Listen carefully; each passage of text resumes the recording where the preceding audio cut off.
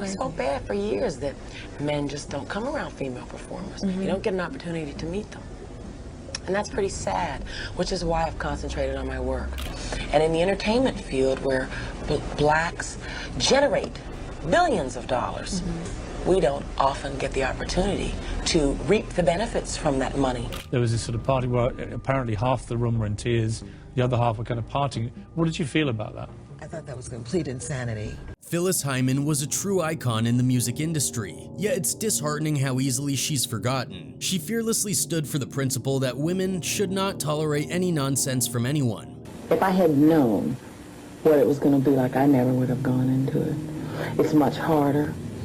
The sacrifices are much more extensive. However, her journey in the industry was riddled with difficulties. Despite her incredible talent and success, there were numerous challenges and hardships behind the scenes that often go unnoticed. I like to be bound by my word, and those people who have worked with me over the years know that my word is my bond, and I don't go back on that. It suggested that she had insights into the inner workings of the industry possibly shared by Clive Davis, and she tried to caution Whitney Houston about it, which may have contributed to the struggles in her own life. That's called extreme highs and extreme lows, and there is no middle for me. It has to be something that has to be worked on. Phyllis Hyman's voice in Living All Alone really tugs at your heartstrings.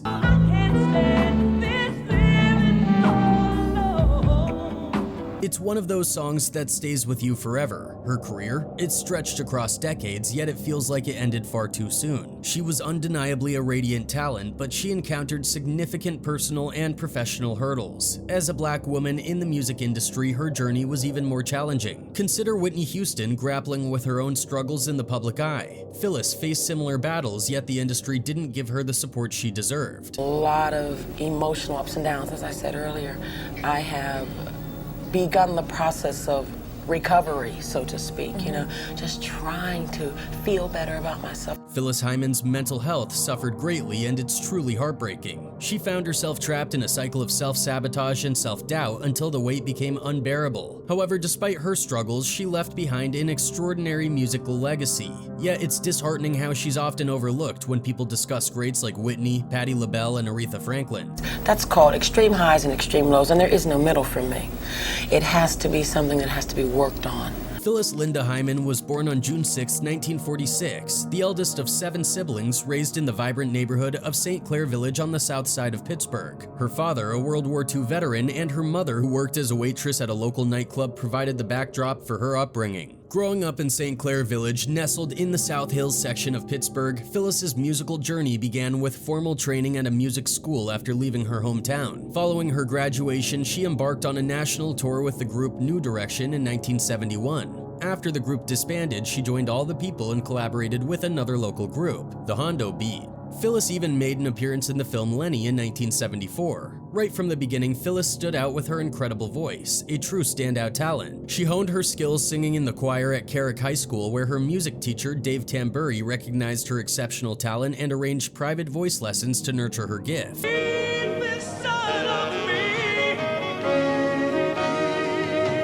After graduating, Phyllis Hyman earned a music scholarship to Robert Morris College, becoming its first recipient. However, after just 1 year, she made the bold decision to leave college and fully pursue her musical aspirations. During those formative years, Phyllis immersed herself in the vibrant music scene, exploring different bands and groups. She formed a trio called Sound of Ebony, dedicated to using music as a tool for social consciousness. Later, she joined a jazz sextet named New Directions, where she truly honed her skills. Standing tall at 6 feet with a striking presence, Phyllis was a commanding figure in any room she entered. Known for her humor, boldness, outgoing nature, and quick wit, her charm and banter were as captivating as her singing talents.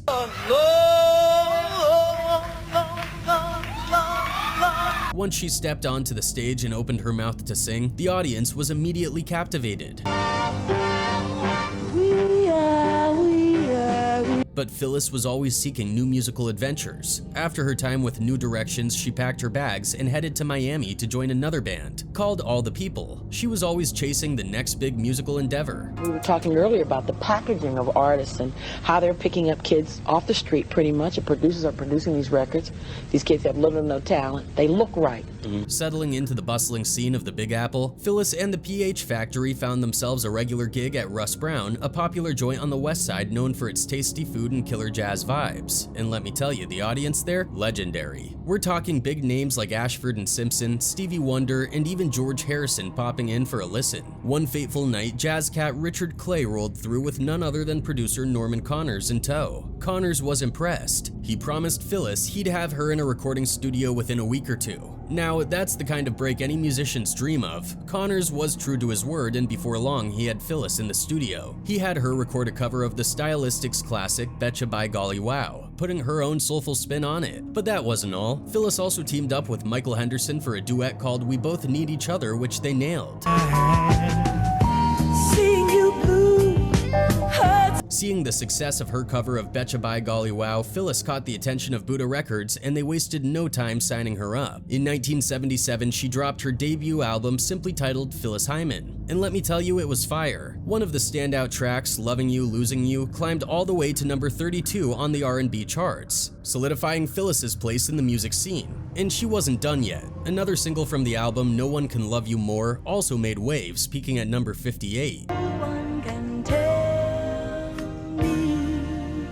Enter Clive Davis, the big shot president of Arista Records. Now, Clive had a reputation for finding talent and shaping them into stars, but Phyllis was not about to be molded. She knew exactly who she was as an artist, and she was not about to compromise. But Clive had other ideas. He saw potential for Phyllis to cross over into mainstream success, and he wasn't backing down. He took the reins for her third album, Somewhere in My Lifetime, and even brought in heavy hitter Barry Manilow to produce the title track. Somewhere in my life. Sure, the single reached a respectable number 12 on the R&B charts, but for Clive, that just was not cutting it. He was used to seeing his artists hitting the top 5, selling millions of records, nothing less would do, and thus began a bit of a tug of war between artistic integrity and commercial success. For her fourth album, Clive Davis decided to switch things up by bringing in R&B producers James Mattoon and Reggie Lucas. The lead single, You Know How to Love Me, dropped in October 1979 and made some serious waves, hitting number 12 on the R&B charts. And let me tell you, the album itself, it was a hit. Measure for measure, your love so much pleasure.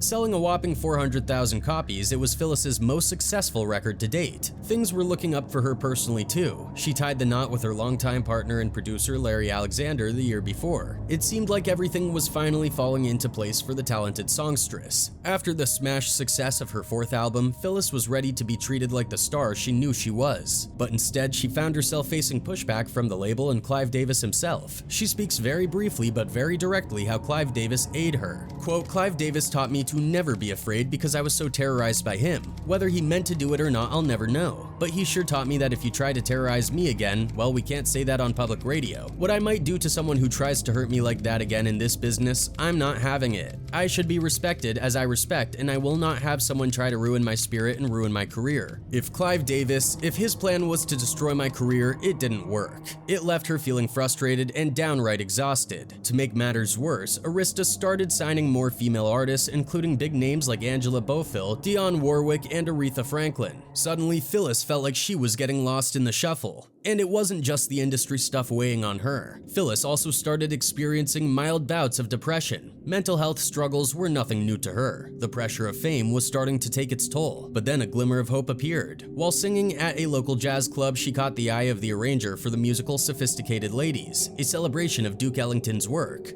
Phyllis auditioned and snagged the role of Etta. Now, Clive was not too thrilled about her venturing into Broadway territory, but Phyllis was not about to back down. Are you singing?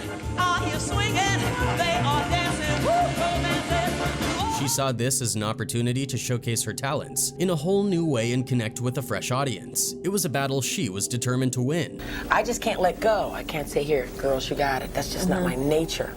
I have also been burned in the past, letting other people do that. In the midst of her Broadway triumph, Phyllis did not miss a beat. She dropped her fifth album, and it was like a breath of fresh air for her. Clive Davis brought back Norman Connors for this one, and the result was pure gold. The album, titled Can't We Fall in Love Again, hit its peak at number 12, and the title track, a duet with Michael Henderson, even reached number 9 on the R&B charts. Phyllis's first top 10 hit. It was a momentous achievement for her, no doubt. But even amidst her success, Phyllis was still feeling dissatisfied with the direction her label wanted to take. There was just so much pressure to churn out commercial hits, and it often led to clashes over creative control. Phyllis wanted to work with the musicians and producers of her choosing, while Davis was all about bringing in hitmakers. It was a constant tug of war, with Phyllis fighting for her artistic vision every step of the way. And maybe she described it all her songs, as she said, quote, "There is a deep connection between part of my loneliness with my music if you listen to some of the words in my songs. I sing about a lot of pain, which is something I know a lot about." After nearly a decade together, Phyllis made the tough decision to divorce Larry Alexander in 1982. Not only was she losing her partner, but also her manager and producer. Why did it end? I think we just grew apart. You know, he went one way and I went another. It was a tough blow for Phyllis, but she knew she had to keep pushing forward. With her Broadway run behind her and her personal life in flux, Phyllis was eager to get back into the studio. Little did she know more troubles were on the horizon. Her 6th album turned out to be a complete disaster, highlighting just how out of touch Arista was with Phyllis Hyman. It's hard, and I'm told by other women, executive women, that they have a hard time as well. I don't know if that's true or not, but I can testify to the fact that it is definitely not easy. Clive Davis brought in producer Narada Michael Walden, along with a slew of others, resulting in a mishmash of conflicting genres that just didn't click. The lead single, Riding the Tiger, barely made a blip on the radar, reaching only number 30 on the R&B charts, and the album itself, titled Goddess of Love, peaked at a lackluster number 20. As the battles between Clive and Phyllis raged on behind the scenes, it became increasingly clear that they were at odds with each other. Phyllis resisted Clive's attempts to mold her into his vision of the next big thing. After all, she had spent years honing her craft and knew exactly who she was as an artist. But Clive couldn't seem to see the talent right in front of him. He failed to understand the deep connection R&B and jazz had to the black community, instead opting to whitewash his black artists. I like getting older.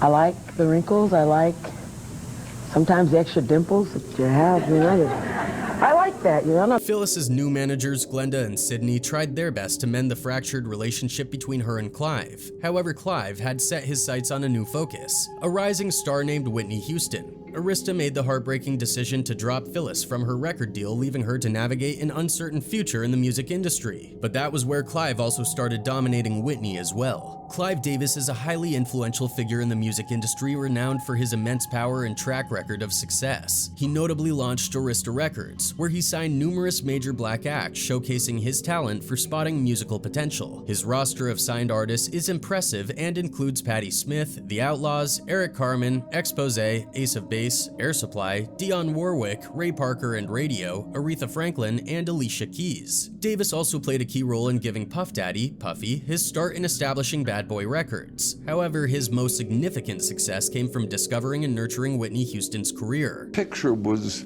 inescapable. There were 2 times, one live, where she came to my home, where we had a personal, intimate conversation. Astounded by Houston's exceptional singing talent and her wholesome image, Clive recognized the opportunity to launch her into superstardom. This move not only greatly benefited Whitney, but also significantly boosted Clive Davis's net worth, reportedly reaching close to $800 million. However, as Whitney Houston navigated the complexities of the music industry, she, like many others, began to notice peculiar and unsettling occurrences. In her 2002 interview with Diane Sawyer, she openly addressed the challenges she faced and the personal struggles she battled. Shedding light on the darker aspects of the industry, Whitney appeared uneasy and cautious at times, revealing that she felt a sense of inner conflict and acknowledged struggles with personal demons. It was rough. It was rough. I think I kind of reverted back as I got older and said, well, I'm just gonna party, you know? It was kind of a rebel in me. During her interview, Whitney Houston discussed her disputes with Clive Davis and suggested a conspiracy against her, inadvertently making herself vulnerable. Exploiting her past struggles with addiction, individuals sought to undermine her credibility and discredit her revelations. The unexpected and shocking news of her death came as a profound tragedy, especially given the circumstances surrounding it. It was a sorrowful twist of fate that deeply affected the music world. Tragically, the entertainment industry has seen many instances where artists facing the demanding nature of their work succumb to substance A. Whitney Houston was no exception. Her ongoing battle with addiction and health issues cast a shadow over her career until it reached an irreversible tipping point. It's my heart. It's what I want and what I don't want. Nobody makes me do anything I don't want to do. The tragic events unfolded on February 11th, 2012, the day before the scheduled Grammy Awards. On that day, music industry luminaries gathered in Los Angeles for the Grammys, and Whitney Houston, accompanied by her family and friends, checked into the Beverly Hilton Hotel. A customary event preceding the Grammys was Clive Davis hosting a pre-Grammy party, with Houston's mentor playing a central role. As preparations for the evening continued, Houston's assistant, Mary Jones, briefly left the room after arranging Houston's dress on the bed. What occurred during this short absence, leading to the discovery of Houston unconscious and face down in a water-filled bathtub upon Jones's return, remained a mystery until insights were provided by the coroner's report. Sadly, Houston was pronounced dead at the scene at 3:55 p.m. on the same day. Happened here at 3:43 yesterday afternoon when a member of Houston's entourage located her body inside this hotel. So far, police and the coroner are refusing. During the investigation, police found an open champagne bottle and a spoon with a white crystal-like substance near Whitney Houston. Additionally, various medications, including an antidepressant, a muscle relaxant, and allergy medication, were discovered in her system during the autopsy. The coroner's report, released weeks later, attributed Houston's death to heart disease, de-use, and accidental drowning. It was also revealed that Houston had a mild case of emphysema, contributing to the gradual loss of her powerful voice. Numerous speculations about Houston's personal life emerged in films, documentaries, and biopics both before and after her death. Despite the scrutiny, Houston's musical talent and soulful voice remained unwavering. Clive Davis, on the other hand, is celebrated as a highly accomplished producer revered for nurturing diverse artists and creating enduring musical masterpieces. His innovative practices have firmly established him as a pivotal figure in shaping the modern music landscape. Consistent with what you're writing about, you could go from one side of the stage to the other. Yet, lurking in the shadows is a contrasting perception of Clive Davis. Some voices paint a more nuanced and controversial picture, suggesting a darker side to his persona. Critics portray him as one of the industry's early gay gatekeepers, allegedly wielding influence through manipulation and calculated actions. These claims depict him as a strategic operator, operating behind the scenes and orchestrating moves that extend beyond the public eye, casting him in the light of a cold-blooded manipulator. He needed her back, but he needed her back and under his control. His alleged most talked parties with open use of all types of Ds and Whitney's dead body full of Ds also suggest that he may be involved in her death, or at least may have introduced her to Ds. And more importantly, he was the last person she met before her demise. The beginning of the saga unfolded in 2006 when Whitney Houston filed for divorce from Bobby Brown, as reported by MTV News. Their union had been marred by controversy, DA, physical violence, and accusations of infidelity, culminating in a tumultuous journey. Following the divorce's finalization, the subsequent year, Houston was granted full custody of their daughter and they parted ways. In a revealing interview with Oprah Winfrey in 2009, Houston accused Brown of exhibiting jealousy and subjecting her to both physical and emotional A. The talk was I was with her because I needed something from her. All I needed was her to love herself the way I loved her. After the divorce, Houston made concerted efforts to rehabilitate her public image. In contrast, Brown remarried and expanded his family, having 3 more children with his manager, Alicia Etheridge. According to The Star, they exchanged vows in 2012, mere months after Houston's tragic passing in a hotel bathtub at the age of 48. Despite the tumultuous drama that characterized their relationship, it's acknowledged that a profound love persisted between them. Brown was reported to have shed tears during a performance upon learning of Houston's untimely demise, as documented by The Hollywood Reporter. If I could get those 2 days back.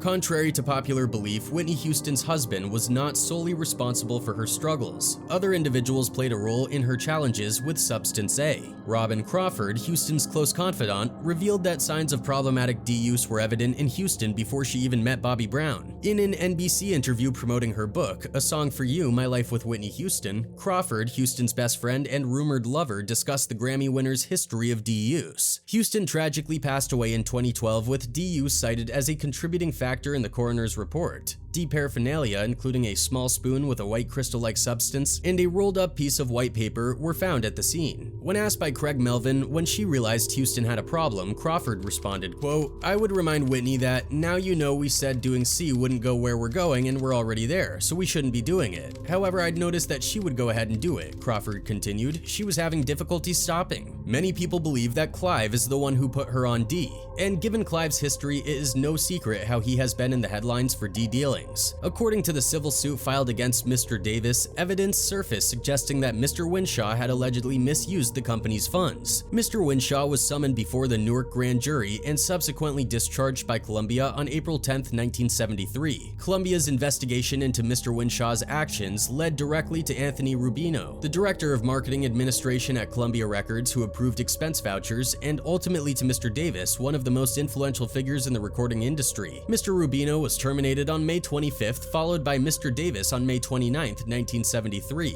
The lawsuit by Columbia alleged that Mr. Davis had used company funds to renovate his Central Park West apartment and to host an extravagant bar mitzvah reception. Mr. Winshaw was also implicated in the misuse of funds according to the suit. Numerous music industry insiders interviewed in recent days referred to one executive at Columbia Records who was commonly known as the House Pimp. Clive was Mr. Super Straight, Mr. Dignity, while this other guy was Gotcha, the one who got whatever an artist wanted. A former Columbia Records employee said, if an artist came to town and wanted a hooker or grass or whatever, he went to him. There's somebody like that at most pop record companies, said a leading executive in the industry. I don't know how many companies are involved, but if one is, they're all doing it. When somebody says we need 6 broads or 8 bags, somebody's got to do it. A former assistant to Clive J. Davis, the ousted president of Columbia Records, was questioned by a grand jury in Newark in connection with an Interstate D investigation, according to sources familiar with the case. Mr. Davis, who was dismissed and charged with misappropriating nearly $94,000 in corporate funds by the Columbia Broadcasting System, CBS, in a civil suit at the same time, was also summoned to testify before the grand jury, the sources revealed. However, his scheduled appearance was postponed. A spokesperson for CBS vehemently denied any involvement of D's in Mr. Davis's dismissal. Neither Mr. Davis, his attorney Vincent Broderick, a former New York City police commissioner, nor David Winshaw, Mr. Davis's assistant, could be reached for comment. The United States Attorney's Office in Newark declined to comment on the grand jury investigation.